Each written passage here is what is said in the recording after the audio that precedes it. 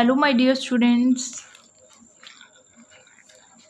इस वीडियो ਦੇ ਵਿੱਚ ਆਪਾਂ ਚੈप्टर नंबर 14th ਕੰਟੀਨਿਊ ਕਰ ਰਹੇ ਹਾਂ और चैप्टर नंबर 14 ਦਾ last topic business ethics discuss करांगे।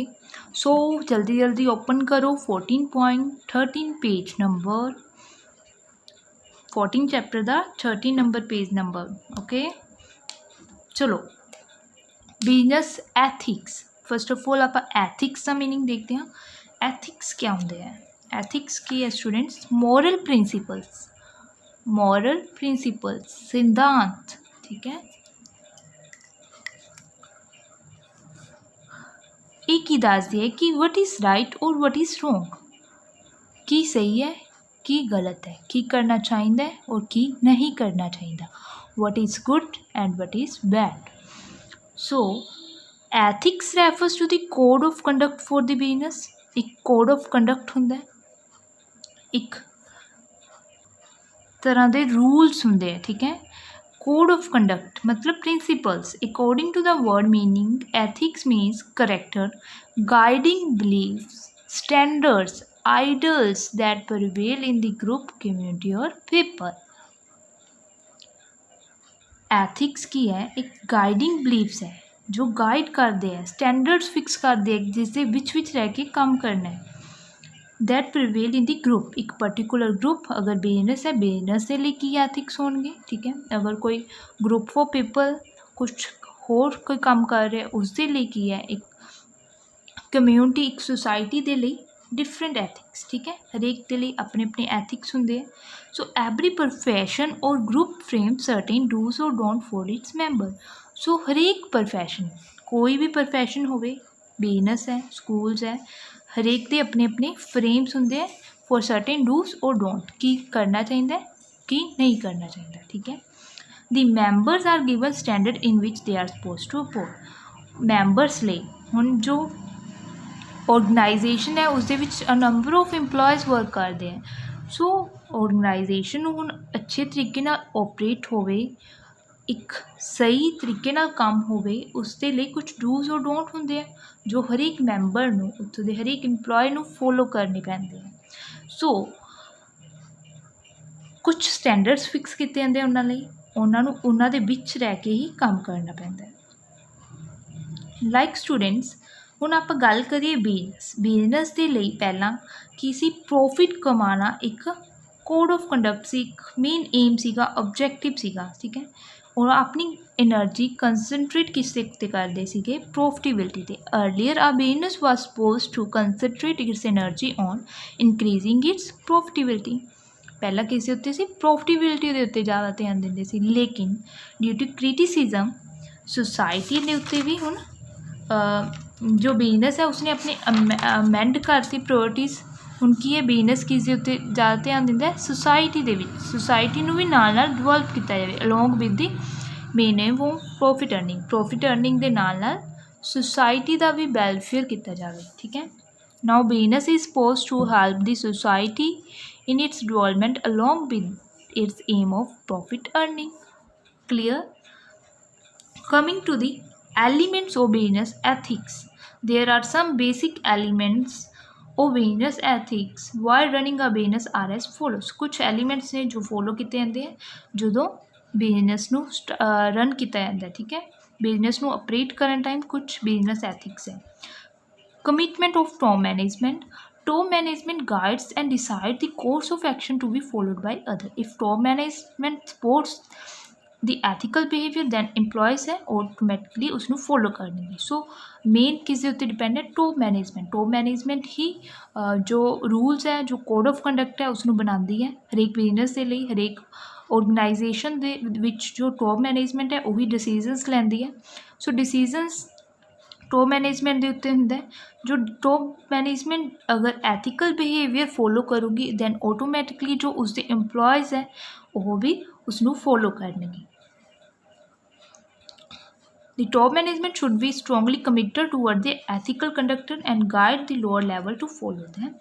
अगर जो टॉप मैनेजमेंट है अपनी लोअर सबॉर्डिनेट्स जो उन्होंने वर्करस होंगे हैं इंप्लॉयज़ होंगे हैं उन्होंने समझाऊगी कि किस तरीके नाल तुहानूं इन्हां नूं प्रॉपरली गाइड करूँ उन्हां नूं टाइम टू टाइम कि किस तरीके नाल फॉलो कर सकते हैं।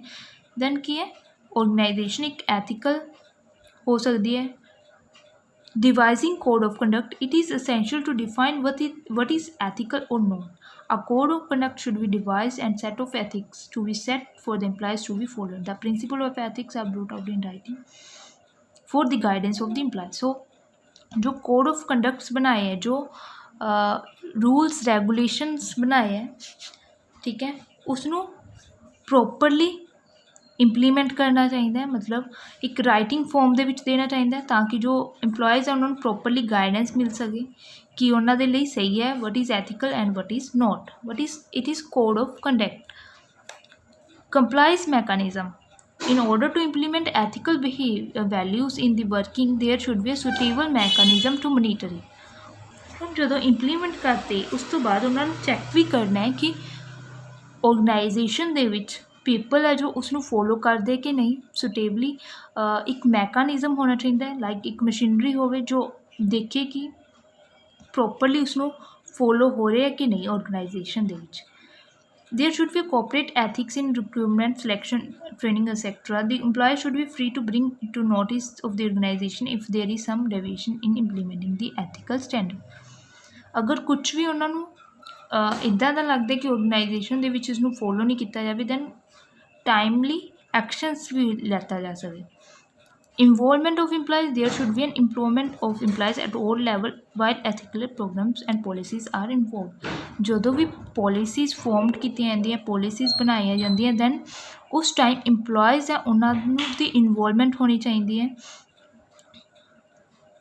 अगर जिस टाइम डिसीजनस मीनस जो डिसीजनस लिया जाता कि यही कोड ऑफ कंडक्ट आप ऑर्गेनाइजेशन के लिए सैटअप कर रहे हैं, टॉप मैनेजमेंट जो कोड ऑफ कंडक्ट सिलेक्ट करती है दैन वैलकम करे अपने जो इंप्लॉयज़ हैं उन्होंने सजैशनस नूं। अगर इंप्लॉयज़ भी प्रॉपरली अपने सजैशनस देंगे अपने वो भी फील करनगे कि असीं ऑर्गेनाइजेशन का पार्ट हाँ, ठीक है, वो भी फिर एथिकल वैल्यूज़ नूं फॉलो करनगे। सो उन्हों की इन्वॉल्वमेंट भी होवे just at the time when it is when the code of conduct is prepared। Measuring result, though it may be difficult to measure the ethical result, but still effort should be made to find out whether the work is carried out as per the ethical values or not। कहते ये difficult है कि किस आप find out करिए कि ethical behaviour follow किया जा रहा है कि नहीं, बट जो फिर भी एफर्ट्स करने चाहिए कि फॉलो किया जाए। सो टॉप मैनेजमेंट को चाहिए टाइम टू टाइम है अपने इंप्लॉयज़ के नाल मीटिंग करे और फाइंड आउट करे कि फॉलो हो रहे हैं कि नहीं हो रहे।